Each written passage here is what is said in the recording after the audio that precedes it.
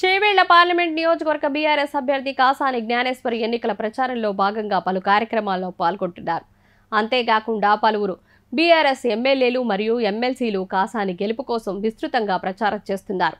వరుసగా 2 సార్లు చేవేళ్ల నియోజకవర్గంలో బీఆర్ఎస్ గెలిచి సత్తా చాటింది.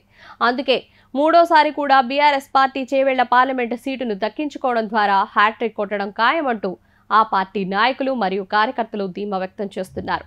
రాష్ట్రంలో ఉన్న పరిస్థితుల నేపథ్యంలో కారు గుర్తుకు తప్ప మరే గుర్తుకు ఓటు వేసే పరిస్థితి లేదు.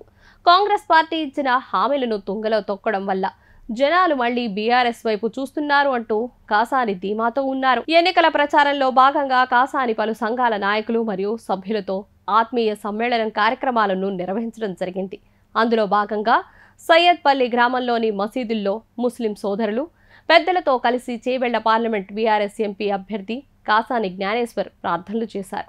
ఈ మేరకు అల్లా అందరికీ మంచి చేయాలని కోరుకున్నారు. అనంతరం మసీదు పెద్దలు ఆయన్ను ఘనంగా సన్మానించి ఆశీర్వదించారు. తర్వాత ముస్లిం సోదరులను పరిచయం చేసుకున్నారు. వారికి అవసరమైన సదుపాయాలను ఏర్పాటు చేస్తానని హామీ ఇచ్చారు. దోమ మండల కేంద్రంలో మంగళవారం బీఆర్ఎస్ నాయకుల సమావేశం ఏర్పాటు చేశారు. ఈ కార్యక్రమంలో కాసాని జ్ఞానేశ్వర్ మరియు సబితా ఇంద్రారెడ్డి పాల్గొన్నారు.